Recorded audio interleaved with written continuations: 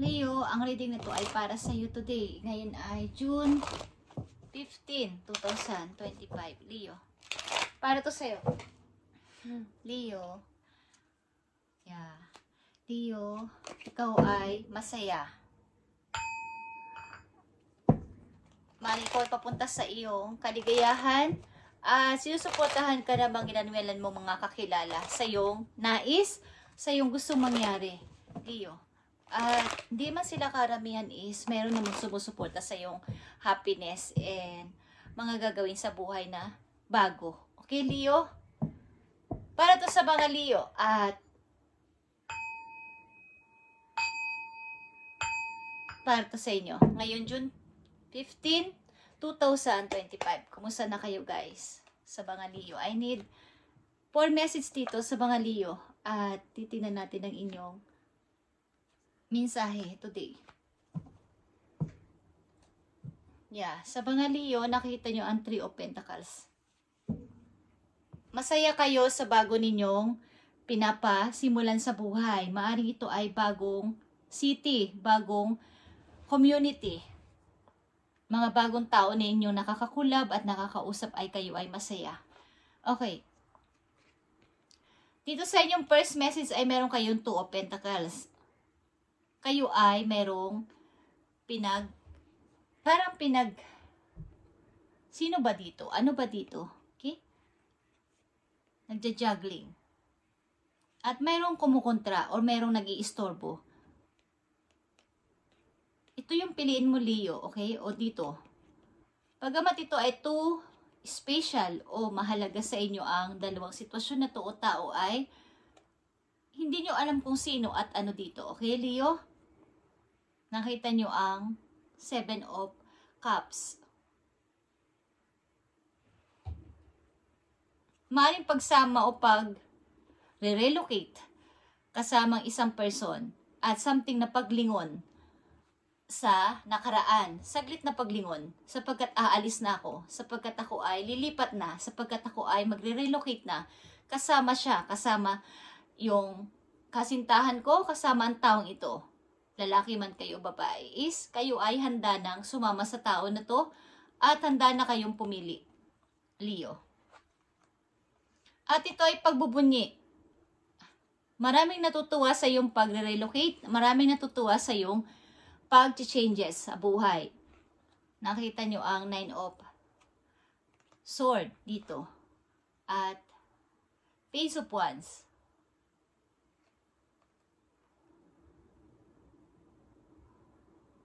Marami kasing balakid dito sa inyong buhay. Marami sa inyong kumukontra.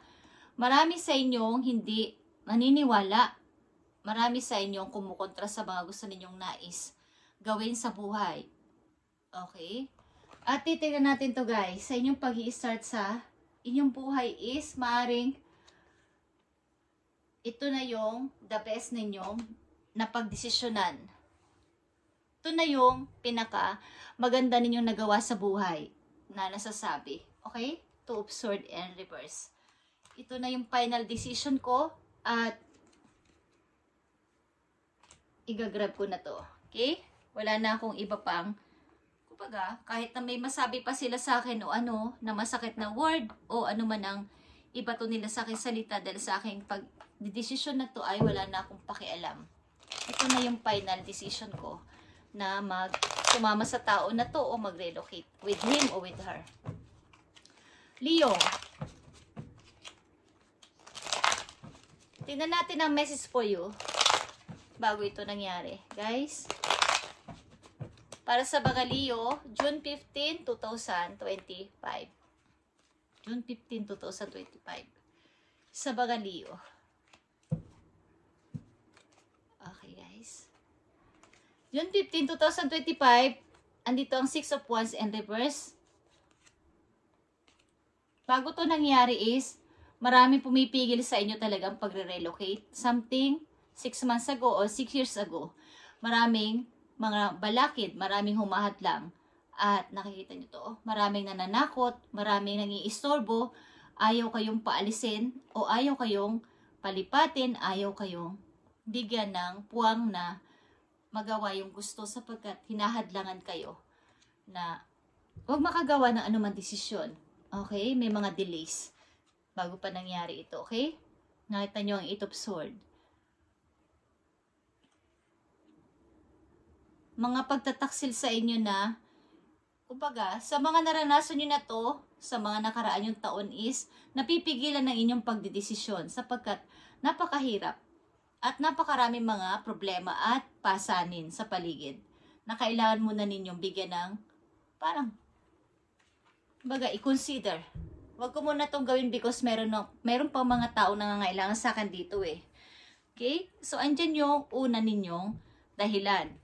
Kaya nangyari ito. But this time, nakapag-decide na ako at ito na yon. Final na to. Ayaw ko na magpa-istorbo sa inyo at nasasayang ang aking oras. Nasasayang ang aking energy sa inyo. Yun at yun din naman kasi. Kahit magpa-istorbo ako sa inyo, wala naman nangyayari. Andun pa din ako sa inyong pag-control. Okay, Leo? Tingnan natin ang mga outcome dito. Ang dami kasing inaalala. Ang dami nyong kinoconsider.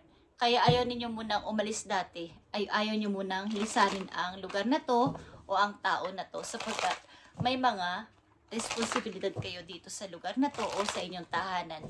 Okay guys. Leo, tingnan natin na ba nga paparating na message for you? After nito mga ginawa mong pagdidesisyon. Nakikita nyo mga paparating na message sa inyo guys. 3 of Cups, mga magagandang balita. Paparating sa mga Leo. Ano pa mga paparating sa inyo guys? 5 of Cups. Mga magagandang idea paparating at kayo ay medyo maguguluhan kung alin dito at sino dito. Ano-ano ba dito ang dapat kong piliin sapagkat may mga idea ang iba't ibang tao sa inyong paligid na isasuggest sa inyo. Parang mga new idea na ito yung gawin mo Leo, ito yung pasimulan natin Leo. Okay, maraming mga magagandang paparating sa inyo and ang inyong energy ay nandito. The Sun, ito ay inyong kaligayahan. Okay, mga paparating na message sa inyo ay pagtatagumpay sa buhay after nito. At 7 of Pentacles, pag-iipon ng money in the near future is nandyan. At itong 2 of Swords and reverse pa din. Hindi na kayo nag-overthink sa lahat ng bagay o lahat ng inyong mga dumarating na mga iba't ibang mga usapin sa paligid ay hindi na kayo nag-overthink o hindi na kayo nahihirapang mag-decide sa inyong kasalukuyan sapagkat meron na kayong napagtanto o napag-isipan na hindi na ako dapat dito nagpapakontrol. Para sa mga Leo, June 15, 2025.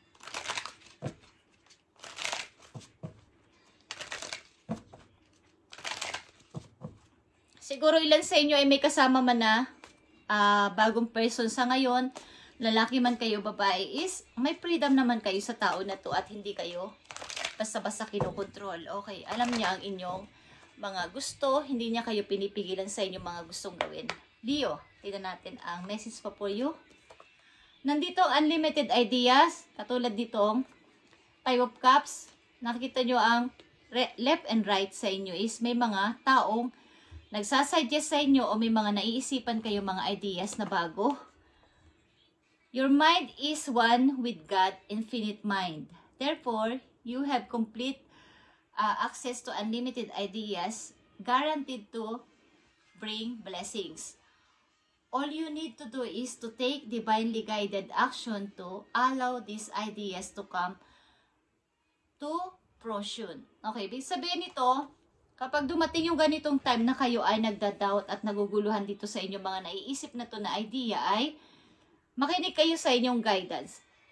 Humingi kayo ng sign na ibigay sa inyo ang tamang gagawin para ito ay inyong magawa ng maayos itong ideas na to na binibigay sa inyo ni God para hindi ito masayang. Okay? Ito ay galing kay God na ibinibigay sa inyo mga bagong papasimulan na idea na nasa inyong isip kaya lang ay mayroong pag-doubt at pag hindi. Parang ayaw ko munang i-start because baka hindi ako dito magtagumpay is huwag kayong mag-doubt. Ang gawin nyo lang dito ay, all you need to do is take divinely guided action to allow those ideas to come to fruition. Humingi kayo ng guide kay God para kayo ay maisipan nyo to ng maayos at magawa ng maayos itong inyong mga nararamdaman o naiisip na idea sa kasalukuyan ninyo. Leo, huwag kayong mag-atubili na, kumbaga, huwag nyo itong ignorate sapagkat ito ay ibinigay sa inyo ni God na unlimited ideas. Maaaring sa bukod sa inyong mga trabaho ay may mga naiisipan kayong bagong gagawin this time at huwag nyo itong i-ignore sapagkat binibigyan kayo ng ibang mga source of income na kainyong nalalaman o malalaman sapagkat hindi lang doon dapat nakapokus sa main job ang inyong ginagawa. Bukod pa doon ay meron pa kayong gagawin sapagkat makakaipon kayo dito ng money pa, Leo. Bukod dati kasi sa inyong mga nasimulan o inyong kalagayan dati ay wala kayong magawang desisyon sa buhay sapagkat may tao dito na disturb sa inyong buhay. Pagka-delays ng inyong mga swerte sa buhay. Okay? Sumaring kayo ay nakalaya na dito. Nakita nyo ba tong speaking of nakalaya is kayo ay nakakalipad na ng malaya nang walang gumagabay sa inyo. Kayo lang mag-isa ang kumbaga nasa taas kayo, okay? Wings ito, wings. You never needed those wings to fly. Hindi mo kailangan ng ibang help ng ibang tao to fly. Para tumaas ang iyong posisyon, para ikaw ay maging mataas ulit o maging umangat ulit sa buhay. Hindi mo kailangan masyado ang iba sapagkat ikaw ay bibigyan ni God ng unlimited idea. Leo, kaya wag mo itong ignorin. Kayo ay may naiisipan na bagong gagawin dito sa kasalukuyan ninyo ay wag ninyong ignorin sapagkat kayo ay tataas ulit. Kayo ay aangat ulit sa buhay. Leo, ito ay wings. Ito ay pakpak mo. Okay? Hindi mo kailangan ng ibang tao para ikaw ay makalipad ulit. Something. Leo, isang message na lang dito for you. June 15, 2025. Binigyan ka ni God ng unlimited idea para bukod sa iyong main job ay meron ka pang i-start na bago sa iyong buhay sa ngayon. Okay. Rejuvenating rain is here. Clear the past, heal the present. Okay. Tuluyan nyo ng ibaglit ang inyong past at magpagaling sa inyong kasalukuyan. Dito na kayo lumingon ngayon sa kasalukuyan, sa inyong present moment. At maaaring ilan din sa inyo may kaugnayan sa rain pag umuulan, meron kayo mga naaalala kapag umuulan, Leo. So ito ay nakaugnay sa inyo. Kayo ay mag-rejuvenate, kumbaga ay mag-refresh. May kinalaman sa inyo ang ulan. Okay. Tingnan natin at silipin natin ang inyong career at finances. Leo, para mayroon kayong guide o kaalaman.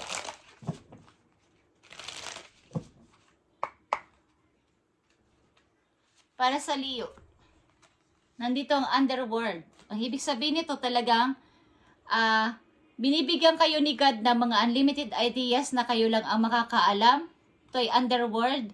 Kayo lang at unlimited lang. Kumbaga, ilan-ilan lang ang makakaalam nito na mayroong ibinigay na gift si God na hindi nakikita ng ibang tao. Underworld. Okay? Look for unique approaches to create new extreme of income. Kumbaga, mga kakaiba na inyong naiisip pa inyong i-start at i-try. Huwag nyo itong i-ignorin like I said, sapagkat kayo ay mayroong ibibigay si God na mga ideas sa inyong isip na hindi ninyo naiintindihan, but huwag kayong magduda dito sapagkat ito ay bigay ni God. Okay? Pwede kayong magtanong-tanong sa inyong mga kakilala na may mga kaalaman about sa pagpapaunlad sa money, sa business or what, guys. At as the world changes, So you can method of making money. Ibig sabihin nito, katulad na sa panahon natin ngayon, nag-changes ang mundo. Nag-iiba ang mga uso. Kumbaga, ang uso ngayon ay internet. Doon kayo mag-start about sa internet. Kung ano ang magagawa ninyo kapag kayo ay pumasok sa internet. Doon kayo magkakaroon pa ng income. Bukod sa inyong main job. Just saying, Leo. Thank you, Leo. At ito ay pakinggan mo kung gusto mo lang. At para to sa'yo, binibigyan o bibigyan ka ni God ng unlimited ideas na ikaw lang ang makakaunawa nito at itanong mo kay sa iyong mga guidance, kay universe, kay God, ang ibig sabihin nito na binibigay sa iyong mga naiisipan at may matututunan ka o may ibibigay sa iyong sagot si God sa pamamagitan ng mga ilang signs, mga taong tutulong sa iyo at sa mga panaginip mo. Okay, Leo? Kung ano yung nasa laging tumatatak sa isip mo o laging nandyan sa isip mo is isang sign din yun na pinapadala sa iyo. Dapat ay huwag mo itong ignorin. Hindi mo kailangan ng ibang tao para ikaw ay umangat muli sa buhay, mag-grow sa iyong sarili at umangat sa kapirahan. Kaya mo ang sarili mo. Okay, Leo? Thank you and God bless, Leo. At ngayon ay June 15, 2025. Pagpalain kayo ni God sa inyong mga ginagawa at pakinggan nyo to kung gusto niyo at may mga matutuklasan kayo sa sarili ninyo na hindi nyo pa alam dati sapagkat nadidelays at nagkakaroon ng hadlang dahil sa mga taong kontrabida sa buhay ninyo. Sa inyong mga gusto mangyari, may kumukontra sa inyo, Leo, na isang tao na ayaw kayong pagaanin ang buhay. Thank you guys and God bless.